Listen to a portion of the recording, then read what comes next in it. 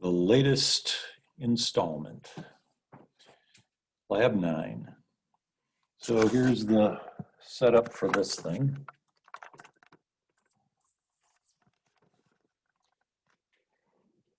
It's a collision once again. A few weeks ago, there was a lab about conservation of linear momentum, and a ball rolled down a ramp. Not quite as tall a ramp as this one. And then there was another ball waiting at the bottom of the ramp, and the two balls collided, and you took some data and figured out that, well, actually there was part of it about kinetic energy and part of it that was about linear momentum. Well, kind of the same sort of thing here, except this time the collision is with a rotating system rather than, there's basically the axle. It looks to me like it's bicycle hardware, probably. Anyhow, wherever they got it from, you've got an axle with some pretty good bearings. It rolls pretty freely when you give it a little push. And what's going to happen is I've got this steel ball, bigger than the ones that we used in the other lab. And I'm going to release it from the top of the ramp. And when it rolls down,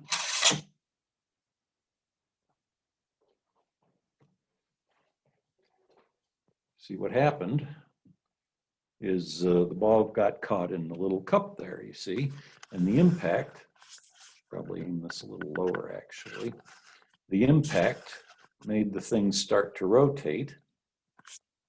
So this is similar to an example I went over in class actually, where I think in the example in the notes I made it a blob of tar because that was the stickiest thing I could think of when I was writing the example.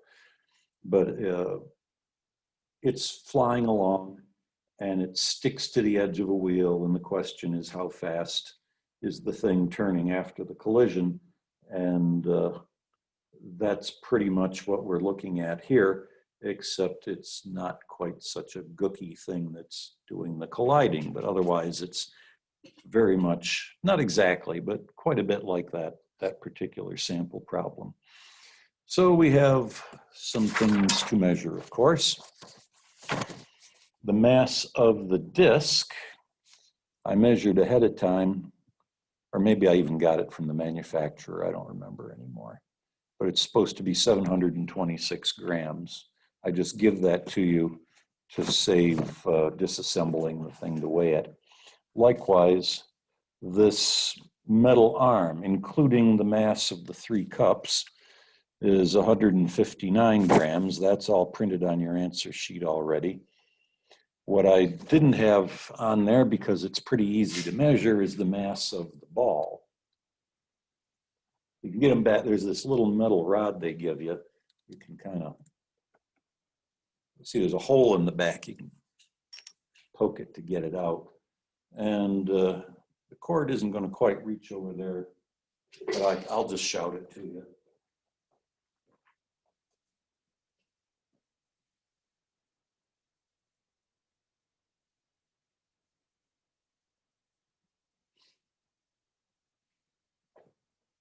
.78. If you want to call it 44.8, that'll be good enough.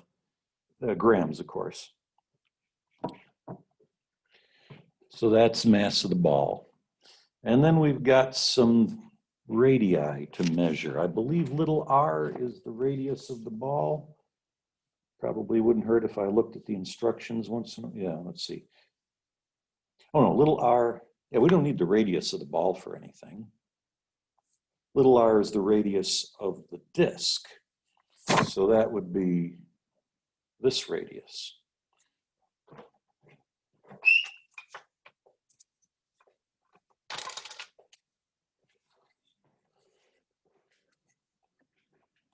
So the center of it's probably about there someplace. And focus. Okay.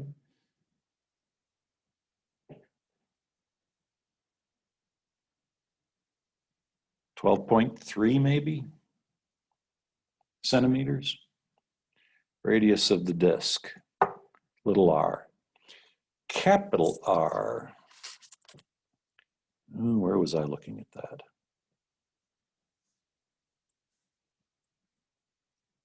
The radius from the axis to the center of the ball when in the outermost cup is capital R. So probably ought to set this back a little further.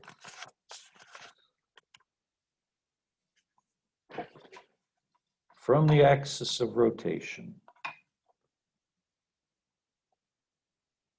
right about there, I guess, to the center of this cup, a little over 38.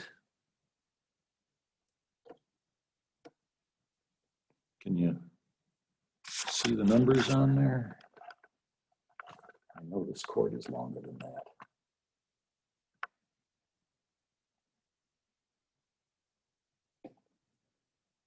Oh wait, I'll let the other end slip. And 0 is over there where it's supposed to be. This is like about 38.1. So that's capital R. And then L, the length to the end of the arm, again from the, let's see, there's a little bit that goes to that side, but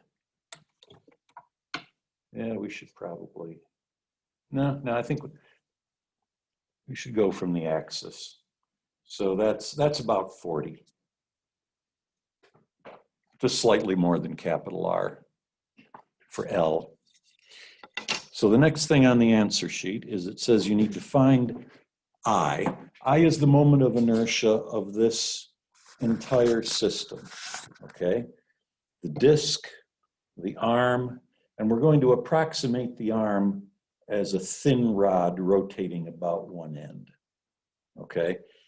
I mean, you've got a little bit of a concentration of mass here, here, and here. It's not quite a uniform rod. Well, that's one of the reasons that your results might be a few % off. But to not descend into too absurd of a level of detail, we're just going to call this a uniform rod. And I think I said 40 centimeters long for that. So we've got the inertia of the disc plus the inertia of the rod plus the inertia of the ball riding around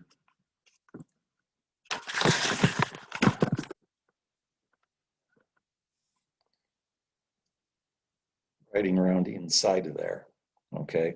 So as this, after the collision, as this ball sweeps around along a circle of radius capital R, how much does that contribute to the moment of inertia? Add those three things together, and that's the total inertia of this system. Which gets us down to the middle of the front page on the answer sheet. And here in the directions, that corresponds to where it says, find V ball, the speed with which the ball leaves the ramp, using the same method as in the linear momentum lab. So once again, we're going to get this thing out of the way, just like in the linear momentum lab, we got the target ball out of the way. And we're going to roll the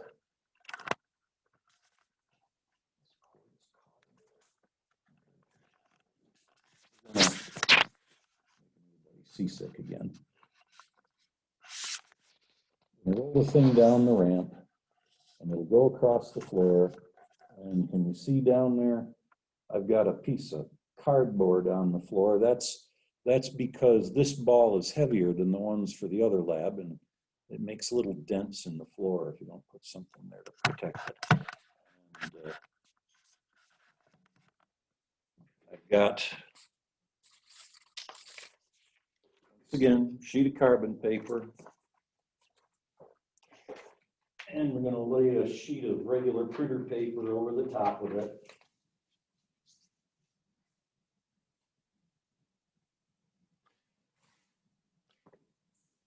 And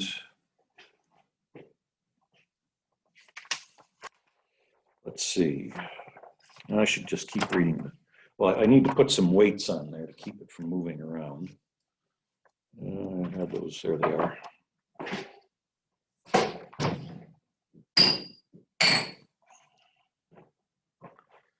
Continuing to read the directions. Okay, piece of cardboard on the floor, centered a little over a meter beyond the end of the ramp, blah, blah, blah, blah, blah. Also put some kind of backstop, yeah, I did that. Just beyond the, put a sheet of paper over carbon paper to record where it lands. Release the ball from the top of the ramp and let it fly across the room. Do a few trials, make sure you get the right spot. Okay. Some other measurements we need to take, but I guess we do that afterward. So figure out where a good vantage point for the camera is while I do this. I've got the camera plugged in fairly far back away from the apparatus because once I start firing a spark timer, spark timers give off a fairly respectable amount of interference, actually.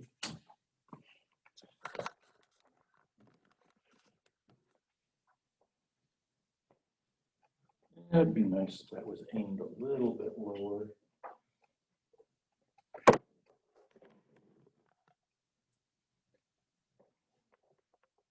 Yeah, that's just going to take it backwards, isn't it?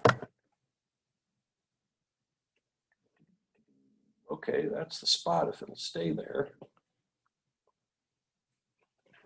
Don't entirely trust the chair to not start rotating on me, but there we go.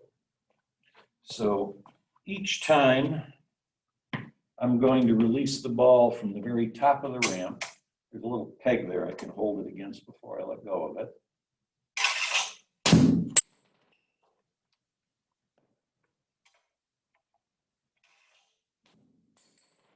Yeah, that looks pretty consistent. They're only about a ½ inch apart. Yeah, I planned that. I meant to do that. Try it again.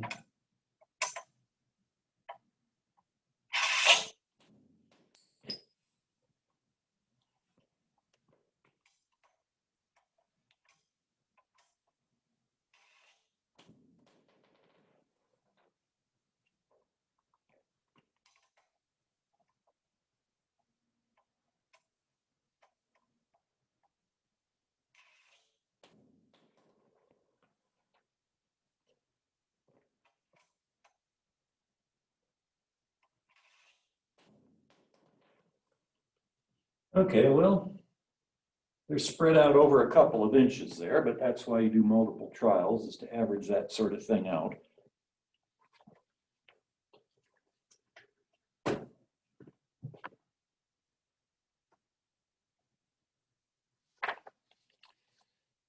Where are we here?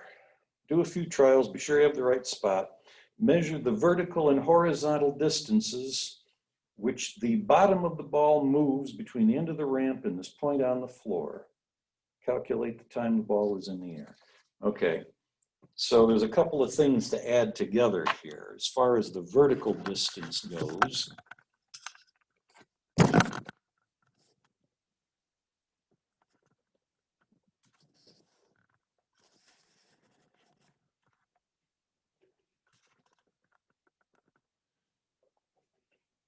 the end of the ramp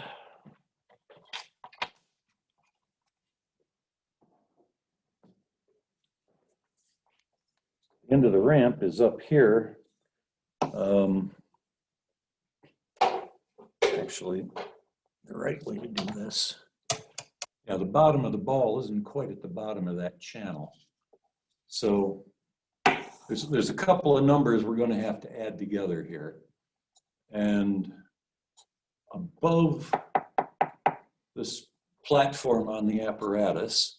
The bottom of the ball looks to me like 10.7. And then we have to add to that how far from there down to the floor. That's 10.7 centimeters, of course. I always yell at you guys for not including units on things. Okay, so I've got a, I don't know if you can see it from where you are, probably not, but I've got a meter stick here with the bottom on the floor and the top, what is on camera right now anyhow? Well, yeah, you can see the top of the meter stick anyhow. And 95, yeah, 95.7. So 95.7 from the floor up to here, and then another, I think you said it was 10.7 up to where the bottom of the ball is. Add those two things together. That's the vertical distance that the ball drops between being launched and landing on the paper over there.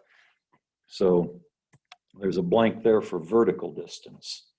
Horizontal distance, well, here again, there'll be a couple of things to add together. So I've got my plumb line here, actually close enough. It looks like this piece of wood here probably lines up with the end of the ramp. So I'm going to say it's about 5.2 centimeters horizontally from the end of the ramp to the edge of the table. And then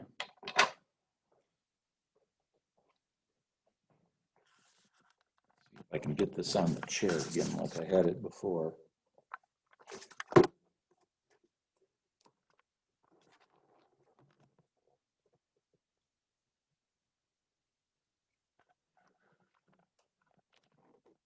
Over in here is where I want to.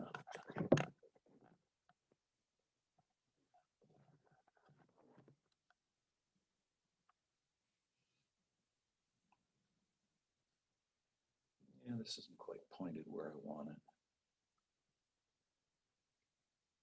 Maybe more like there. So whether you can see it or not, I've got a weight on a string here. I'm going to use that to figure out where on the floor is directly under the edge of the table. And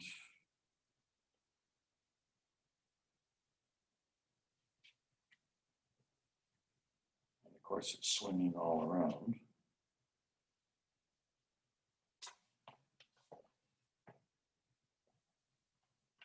But I'm thinking right about there.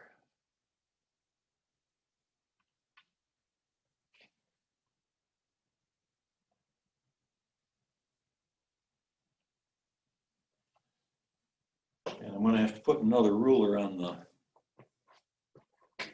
yeah, this thing turned a little, didn't it? Well, it just needs to be lower. I used my plumb line to figure out where to put the one end of that meter stick. And then the other end, you know what I'm going to do? So I can get that on the table and make it show up on the camera better. I'm going to put a mark at where that 1 meter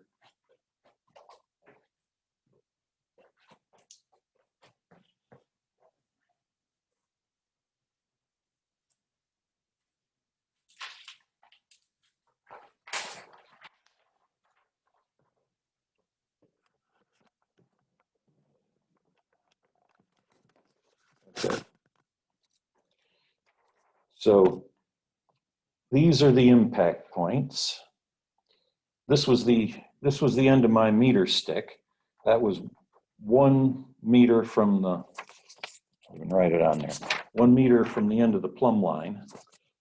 And then what did I say up here? That was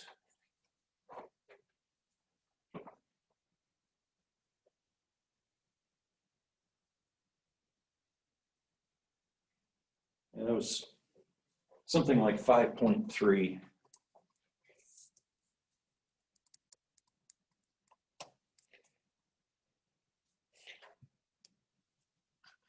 centimeters. So I need to figure out where the midpoint of my cluster of dots is. Or I suppose another way of doing it is I could measure to each dot and do an average. I wouldn't exactly argue with that either, but the somewhat quicker way is to say that from there to there is about 4.6. So if I put a mark at 2.3,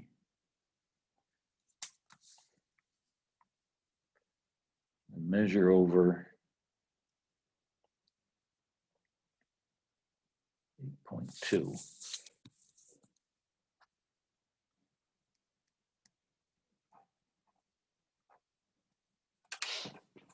Okay, so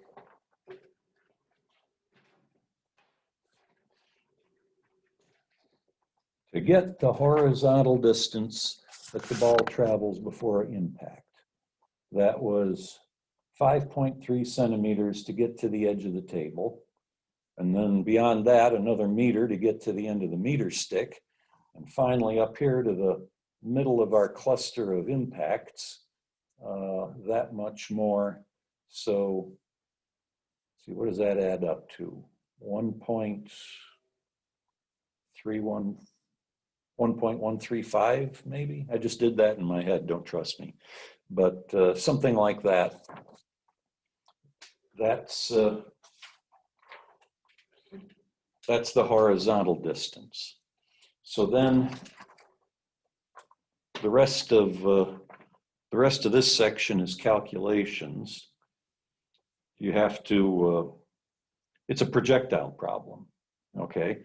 From how far away it lands, well, from the distance it drops, you can determine the time it was in the air. And then from the time it takes to move horizontally, that horizontal distance, you can, distance over time gives you speed. It was launched horizontally, so x over t would be the speed it was launched with. Okay, so now we're down to the part at the very bottom of the answer sheet where it says spark tape. Check that the ground wire runs along the disc. Yeah, I checked all that.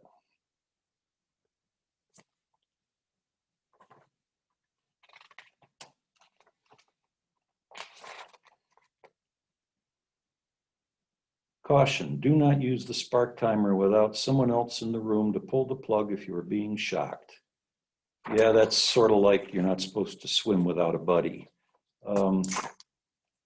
Problem is I'm here and I already used the spark timer on the free fall lab earlier this week, or was that last week?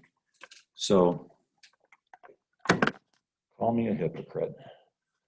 Yeah, we'll just park the camera here. So that has to be there. Got my spool of spark tape. This is the wax coated type. Whoa. And I just unspooled a little more of it than I meant to. I'll just kind of wind that back on there.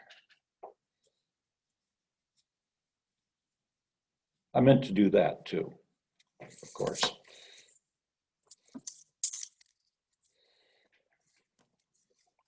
Okay, so let's see.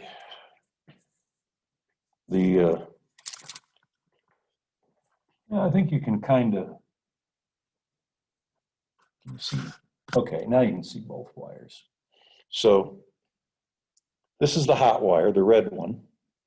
That'll bring the high voltage pulses right up to the end of this yellow wire. And there's a little bit of a gap. And you see there's a ground wire wrapped around the edge of the disc, which is where the sparks are trying to get to. That ground wire connects to the axle here, and down underneath there's a line from the axle that comes out this little hole here. And actually this device was not meant to be used with a spark timer. I sort of modified it because the way it was meant to be used wasn't actually very good, and this works a lot better. We haven't lost a student yet. So looks like I need to go this way around.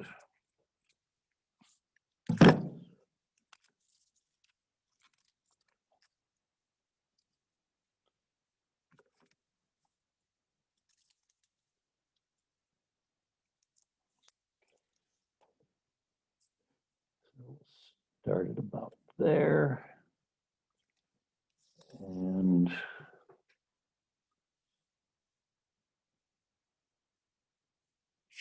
it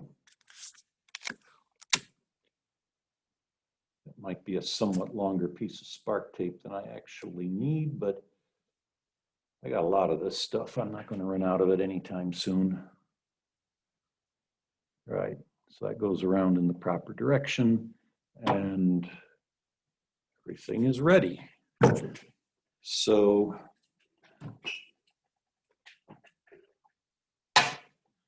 actually, I think I'll set all this electronic stuff a little further back because I don't want it to flip out when I fire that spark timer.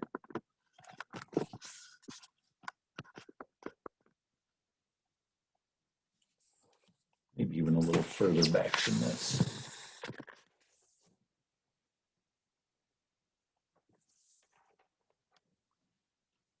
Okay.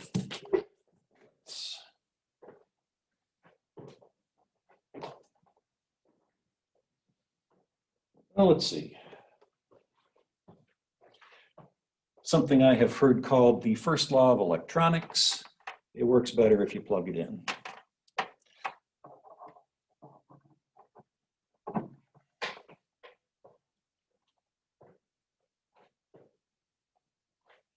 Going to set this, now for the free fall lab, we set it for 60 sparks per second, but this goes a little slower. So 10 sparks per second is what we want here. Quick little test fire to make sure that's okay. Yep. Okay. Here we go for real. Start the sparks and release the ball at the same time.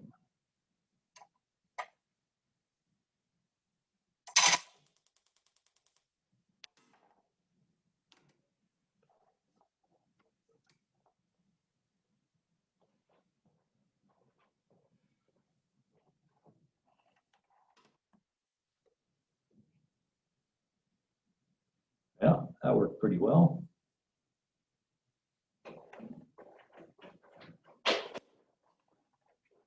Did you see my email?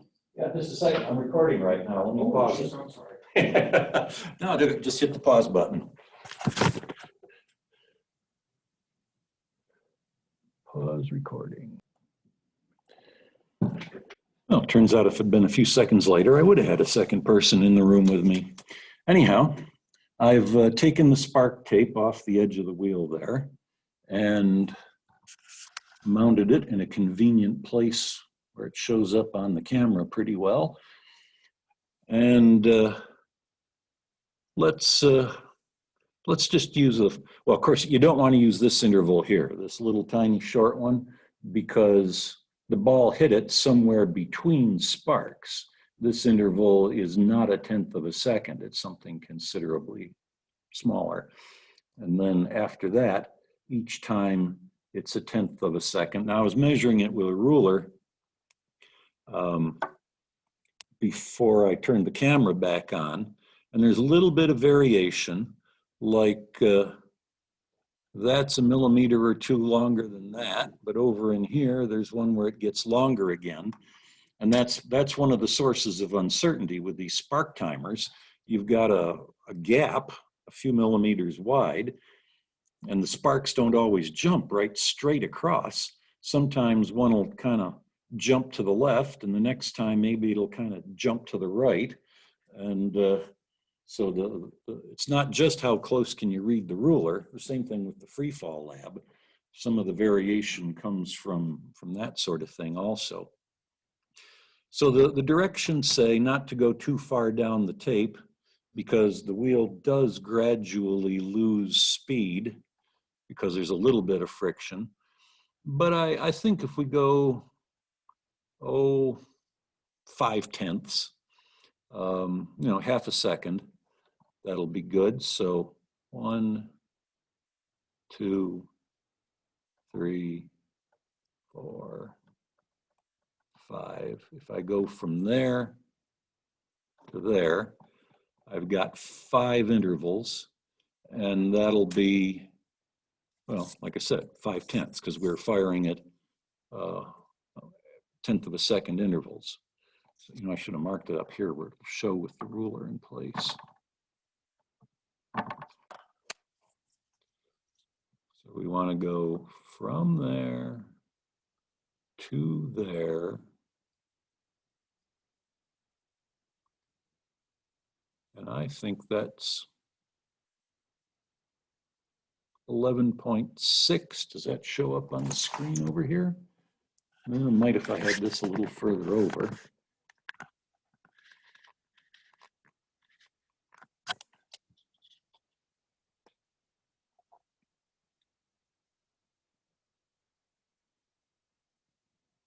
It doesn't show up too badly. Okay, so that's the very bottom of the front page of the answer sheet. Calculate the speed. I just gave you the distance and the time.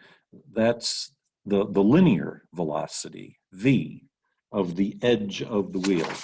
And from knowing that and the radius of the wheel, you should be able to find the wheel's angular velocity, which we're going to call that an observed value.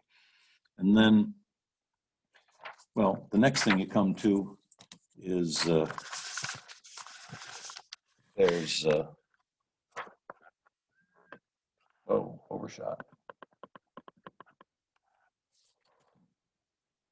I should straighten out my hair once in a while. Anyhow, it says, you now know the following conservation laws: conservation of energy.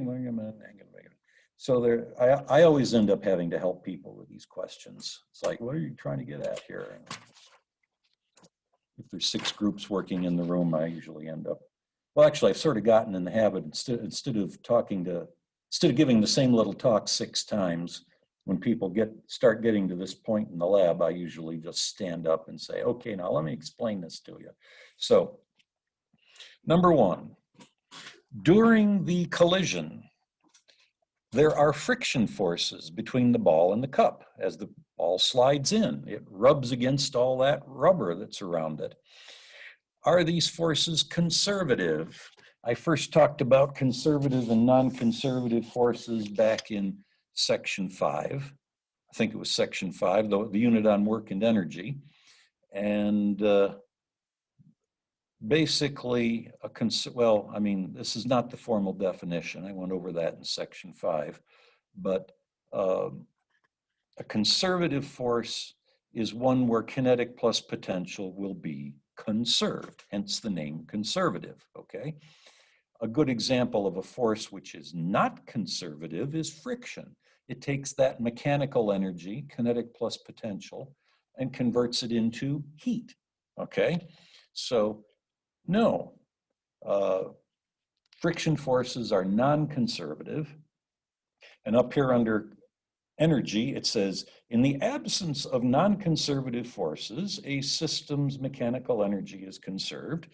So therefore, well, I mean, energy in the wider sense of the word is always conserved. If you include chemical energy and thermal energy and every kind of energy you can think of, energy is always conserved.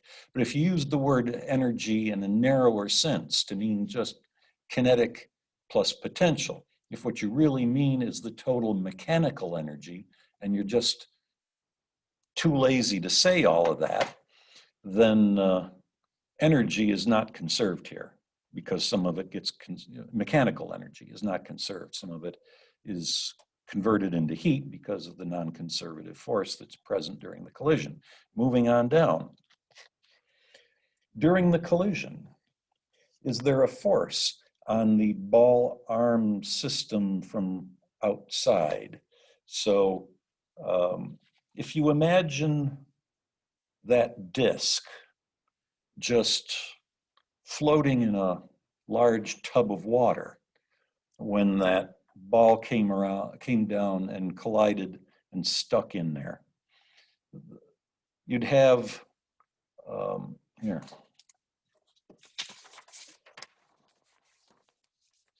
A little sketch.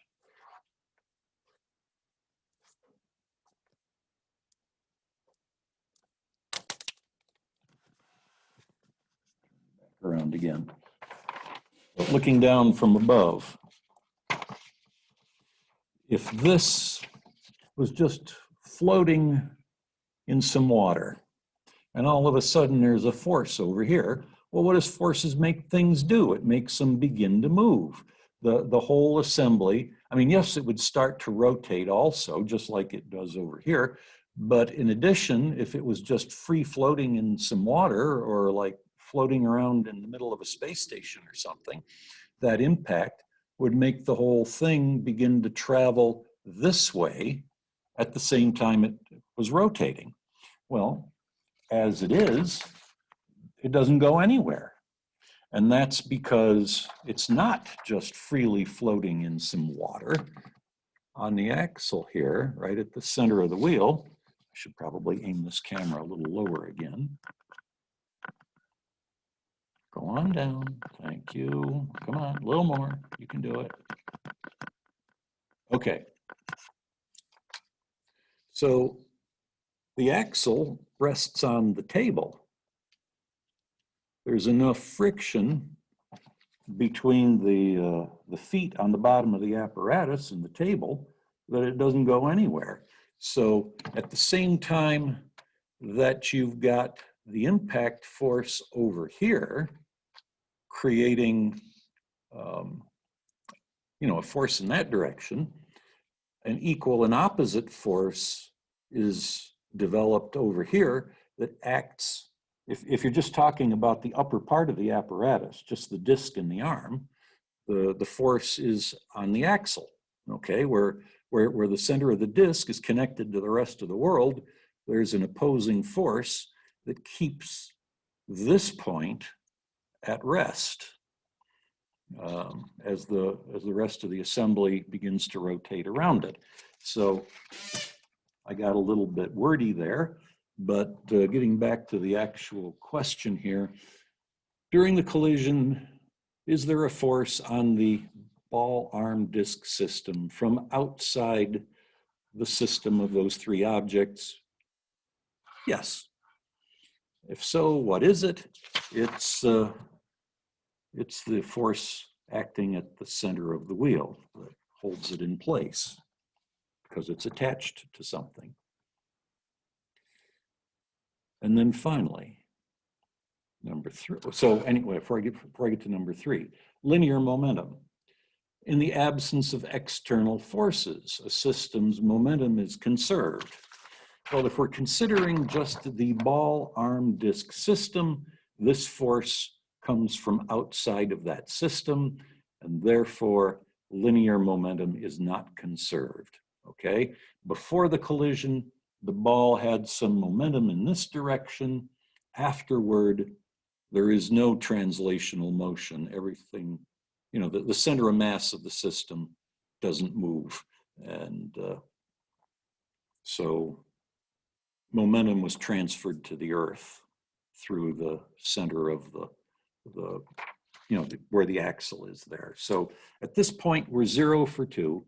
Mechanical energy was not conserved. Linear momentum was not conserved. Question number 3, does the external force you just identified produce any torque? No. Torque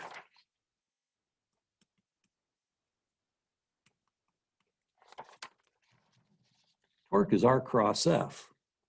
And this force acts right at the pivot point. the radius from the axis of rotation to where this force acts is 0 because it acts at the force of rotation, or at the point of rotation.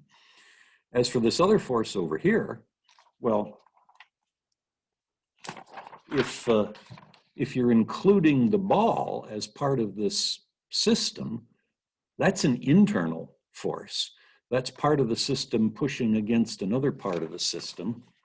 And of course, during the collision, the ball's actually in the cup, but kind of spacing things out to give me more places to draw. Newton's third law, the ball pushes on the cup pushes back on the ball.